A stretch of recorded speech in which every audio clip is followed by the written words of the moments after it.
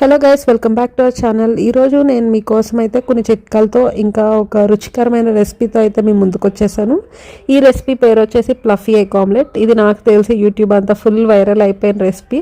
But నేనైతే late అండి, but try చేసి మీకు ఈ రెసిపీ ఎలా చేయాలో ఇంకా దీంట్లో ఏమేమి మార్పులు చేయొచ్చు అనేది మీకు ఈరోజు చూపిస్తాను. మనకి దీని పేరు వినగానే క్యూట్గా లైట్గా మృదుగా ఉండే ఆమ్లెట్ అయితే గుర్తుకొస్తుంది కదా. ఇది బ్రేక్ఫాస్ట్కి, ఈవినింగ్ స్నాక్స్కి అయితే చాలా సూపర్గా ఉంటుంది. నేనైతే ముందుగా 4 గుడ్లు తీసుకున్నాను దీనికోసం. ఇప్పుడు మీరు ఏం చేస్తారంటే 2 బౌల్స్ తీసుకోండి సెపరేట్గా. ఒక చిన్న బౌల్, ఇంకొక పెద్ద బౌల్ తీసుకోండి. తర్వాత గుడ్లను పగలగొట్టి పచ్చసొన ఒక దాంట్లో, తెల్లసొన ఒక దాంట్లో వేసుకోండి. తెల్లసొన వేసుకునే గిన్నె కొంచెం పెద్దగానే ఉండాలి.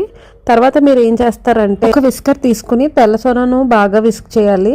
ఇది ఫోమ్ లాగా, చాలా ఫోమ్ వచ్చేలాగా ఒక 4 మినిట్స్ దాకా అయితే విస్క్ చేసుకోవాలండి కంపల్సరీగా. ఈ స్టెప్ వల్లనే మనకి ఆమ్లెట్ అనేది చాలా ప్లఫీగా వస్తుంది. అస్సలు విస్క్ చేయడం అయితే మర్చిపోకండి. అండ్ ఇంకొక ఇంపార్టెంట్ పాయింట్ ఏంటంటే వైట్ని విస్క్ చేసుకునేటప్పుడే అందులో కొద్దిగా సాల్ట్ వేసుకుని బాగా విస్క్ చేసుకోండి.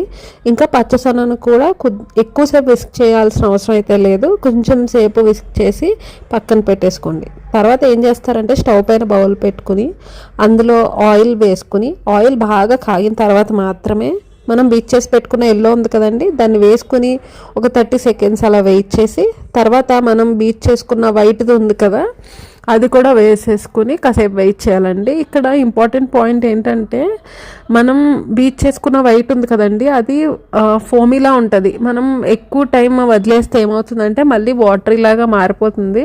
సో మీరు బాగా బీట్ చేసుకున్న వెంటనే స్టవ్ మీద ప్యాన్ పెట్టుకుని ఆయిల్ వేసుకుని రెడీగా పెట్టుకోవాలి. లేదంటే వైట్ అనేది కొంచెం మళ్ళీ కష్టపడి విస్క్ చేసుకోవాల్సి ఉంటుంది. ఎలక్ట్రిక్ బీటర్ ఉంటే గొడవే లేదు, లేని వాళ్ళైతే ఈ విస్కర్తో ఇలా బీట్ చేసుకోవాలి కదా, వాళ్ళకైతే నేను చెప్తున్నాను ఈ పాయింట్. ఇంకొకటి ఏంటంటే పిల్లలకి ఇలా ప్లెయిన్గా ఇస్తే ఓకే, కానీ పెద్దవాళ్ళు అయితే కంపల్సరీగా పైన ఉప్పు కారంని మిక్స్ చేసి పైన అయితే కంపల్సరీగా చల్లుకోవాలండి. లేదంటే టేస్ట్ అస్సలు బాగోదు, చప్పచప్పగా అనిపిస్తుంది. ఒకసారి మీరు ట్రై చేసి మీ అనుభవాలని కింద కమెంట్ బాక్స్లో చెప్పడం మర్చిపోకండి. ఇంకా మా ఛానల్ని అయితే సబ్స్క్రైబ్ చేసుకోవడం కూడా మర్చిపోకండి.